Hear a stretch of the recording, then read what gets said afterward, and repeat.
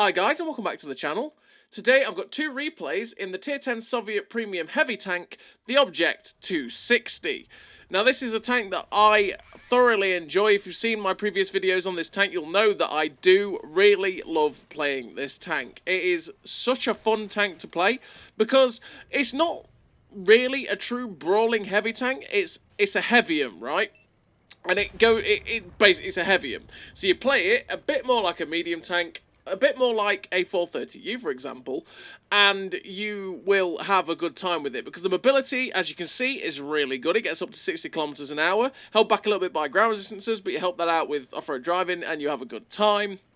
The gun handling is fantastic these days. It used to be a bit derpy, but they've buffed it so many times and they've buffed all the sort of dispersions and stuff. I think I did a video back when they buffed it. They buff the DPM, all that good stuff, which means that this gun is fantastic, and it pumps out damage so quickly as well, because your DPM is also really nice. I mean, you've got shell velocity of 12, I think it's 1259 on the standard APCR rounds. 1259 meters a second shell velocity is absolutely fantastic for this tank. Like, the aim time being at 2.2 seconds means this gun gets aimed in very quickly. The accuracy at 0.35 is in that realm where it's not quite accurate anymore, but it's not quite derpy yet. That 0.35, once you start to go below that, it's getting really accurate, and once you get above 0.35, that's where it's starting to go into the realm of derpiness. So you're on that middle ground, and it's pretty nice. You've got 6 degrees of gun repression for this tank, which is fine. I mean, it's not quite 7 or 8 degrees, but it's also not 5. It just gives you that little extra leeway on a ridgeline, which could be nice.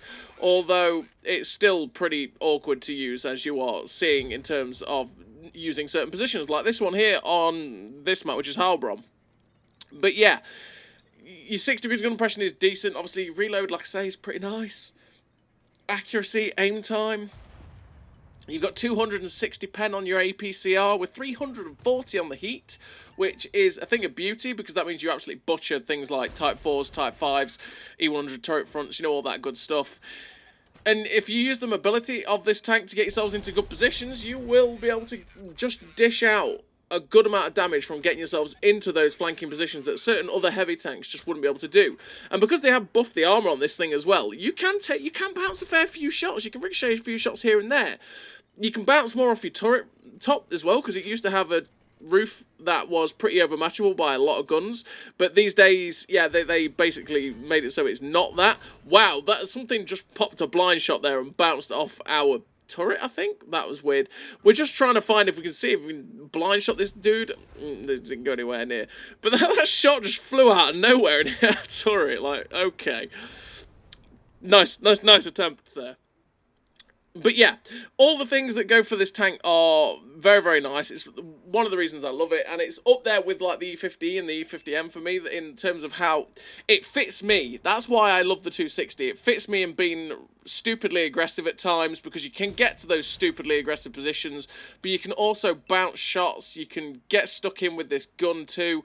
All that lovely good stuff, and that's just why I really enjoy this tank. So in terms of a crew on the 260, I run Born Leader, Rapid Reload, Sixth Sense, Situational Awareness, Track Mechanics, Steady Aim, Snapshot, Run and Gun, and Off-Road Driving. Off-Road Driving, like I say, to help the ground resistances to be able to get to my 60 km/h top speed if I can. The 3 gun perks, because again, 0.35 accuracy isn't... By the way, we are blind shotting like mad in this game. We've hit 2 blind shots but not penned them.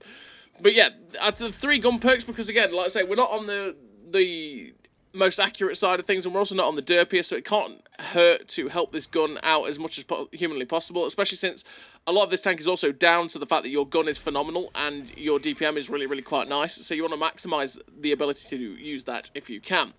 I run Advanced Loader, the Gun Stabilizer, and Optics to be able to spot for myself, because I do have 400 meters view range, which is very nice for a heavy tank. It means I can get it up to a damn good spotting range with that and situational awareness, etc. Advanced Loader, because you want to make your DPM 10% better as always, and the Gun Stabilizer, like I say, because you want to help that accuracy during movement and turning the turret if you can do that, because you really want to help this gun if you can. So in this first game so far, we're up to 1700 damage. We made that 2.1k damage, 356 assistance, and we are trying to push the tempo in this game. It is 12-10, so the game's still a little bit close, and we've pushed into a nice flanking position here against the 780 and the M46. The M46 comes round. We're just waiting for the reload. We should be able to finish him off on one shot, which we managed to do. Pull him back, so hopefully this 780 doesn't get a shot into us. We're making it as hard as possible by wiggling, because you never want to sit still in front of someone, because that just makes it a very easy shot for them. And thankfully, the 780 didn't get a shot into us, as the Kampfpanzer managed to ram himself to death and kill the 780, because why not? Why not? We're up to 3,000 damage. We managed to just miss the shot there on the Object 704. And now we're going to move in closer so that we're not in a position where that 704 might outspot us and get, into a position where he can shoot us and not get spotted himself. And maybe we can move ourselves into a position to get some shots into this chisel, because it'd be nice to get rid of the chisel if we can. So we sneak up on the chisel, get a nice shot through the side of his turret. 475, that is a nice roll. We do have 440 alpha, so we'll take it. We're being mindful of the TD above, because that could hurt us. We try and get a shot into the cupola there of the chisel, but unfortunately it just misses it just hits the floor there, which is a sad time. The chisel's coming in. I'm backing up to try and make it as hard as possible for him to get that easy shot into us, and he ends up just completely overexposing himself, and we shut him down with the RBRT into his tank. We're up to 4,000 damage, 795 assistance. Nice shot there into the back chat 25T as he crosses, and we're spotted and detected. So we get spotted there, and then something was detecting us as well, something was looking at us, and it was that Kampfpanzer 50T. We could actually see that guy until the other dude did, but now he's not even bothered about looking at us. We only have heat rounds left because we've been through all of our APCR rounds, so the heat rounds are going to absolutely butcher that poor Kampfpanzer 50T. I'm pretty confident of penning every shot that goes into this guy. We bounce a shot off our armor from him as he's trying to run away. And we've managed to hit basically every shot on the move into this dude so far. We come around the corner and shut down that Kampfpanzer 50T. As I was thinking about maybe going after the bat chat there, the E4 appears from up top. And it's like, okay, Mr. E4. He fires, which means that we have the perfect opportunity to get some shots into this dude. We might be able to get 1 or 2 shots into him before he reloads. So with 340 heat rounds, we can go through the turret cheeks of the E4, and that is exactly what we do there.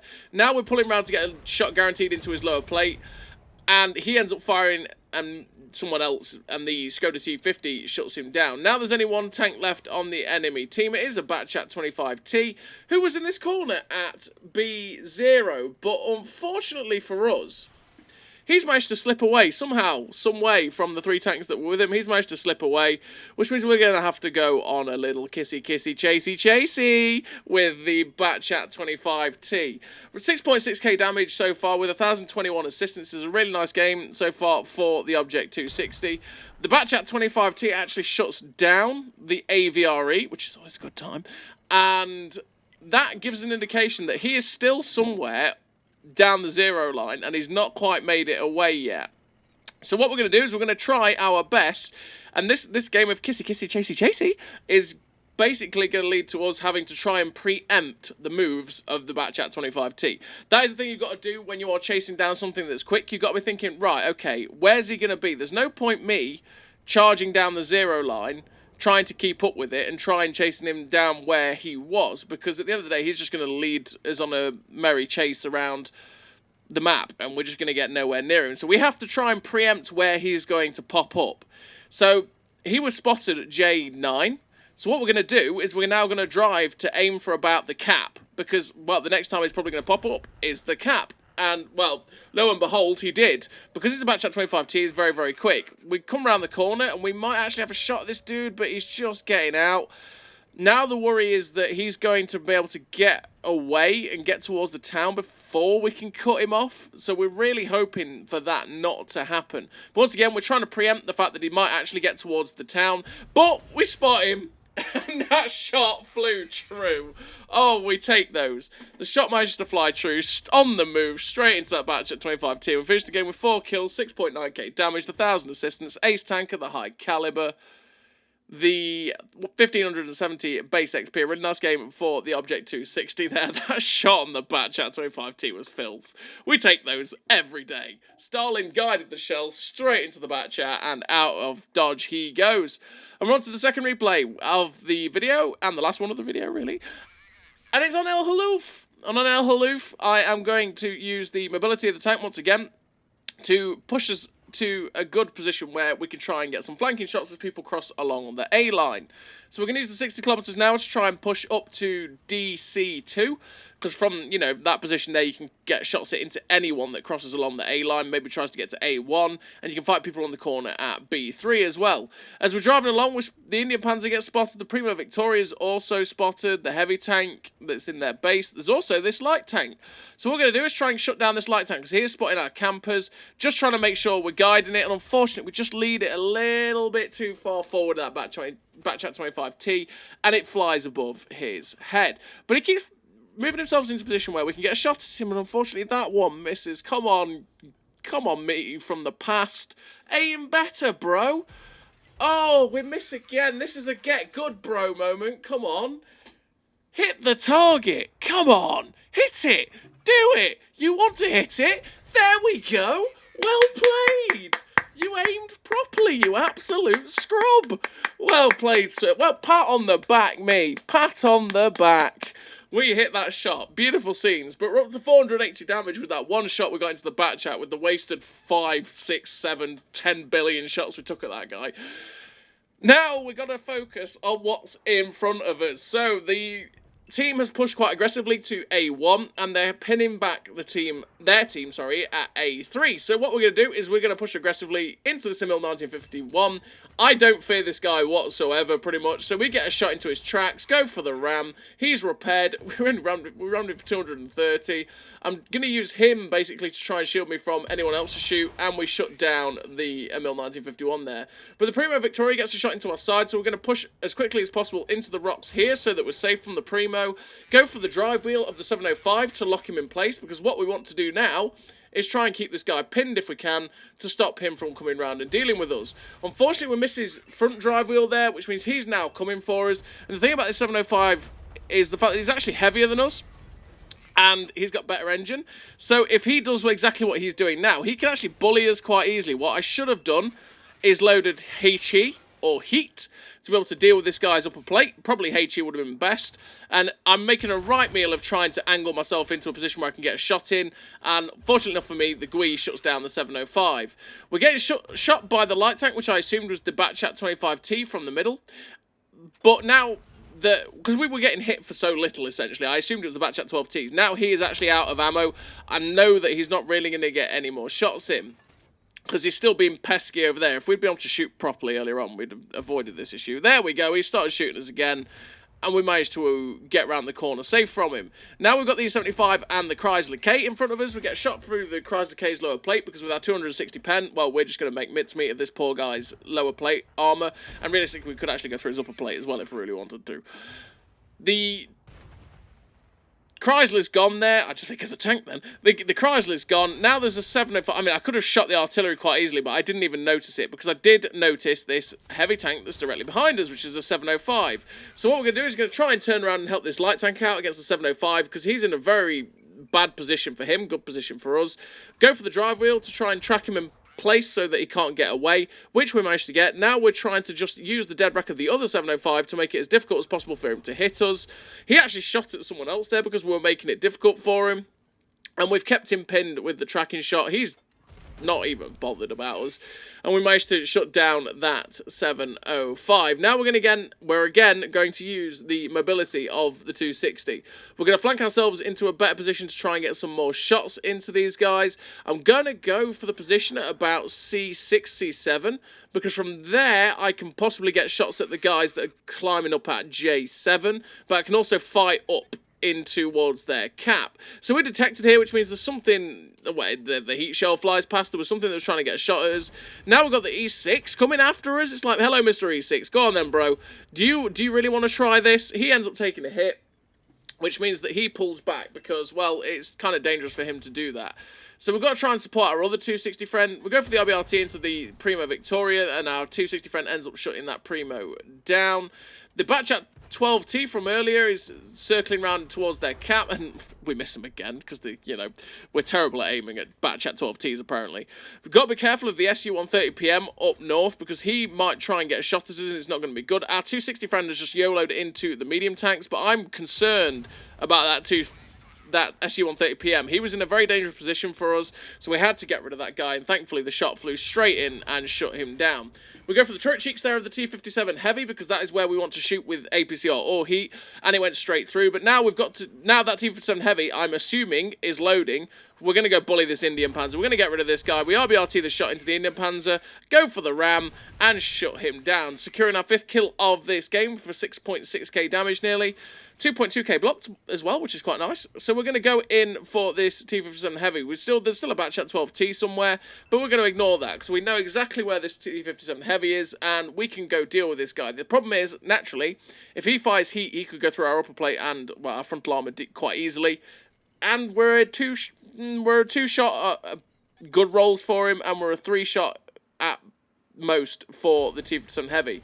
So we've got to play this very, very carefully. So we go for a shot into the cupola there of the 57, but unfortunately we end up bouncing. But now he's pulling back into a position which is even better for us. We go for the shot into his turret cheeks, and he gets shut down by the T-10. There's only one tank left on the enemy team. It is the Batchat 12T from earlier that we should have killed about tenfold. But I was thinking, okay, he was last spotted at around their cap. Maybe he's at A0, sitting in the corner hiding, but no, he's actually down towards our base, which means we are people capping out are probably right to do that.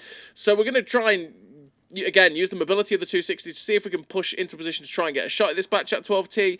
If we can't, then sad, sad times. But there he is. I really want this top gun if we can secure it, because that'd be very, very nice to, you know, top off the cherry on top, as it were, to secure this game. But we're about to cap out, and the batch at 12T is not really coming anywhere near where we can get a shot at him as he's fleeing towards our cap. And we finished the game with a really nice total for the Object 260 in a game there. And we finished with the victory yet again. The top of the team, 5 kills, 7,045 damage, 1,606 base XP, Ace Tanker High Caliber, the Steel Wall, and that 1,081 assistance. A really nice game for the 260, a tank that I honestly absolutely love. It's such a solid tank to play. And it's so me. It's absolutely me, this kind of tank. And where you can just be aggressive, you can bounce shots, you've got a nice gun. It can just sort of do that all-round playstyle pretty nicely. So as always, everybody, thank you very much for watching, and I'll see you next time.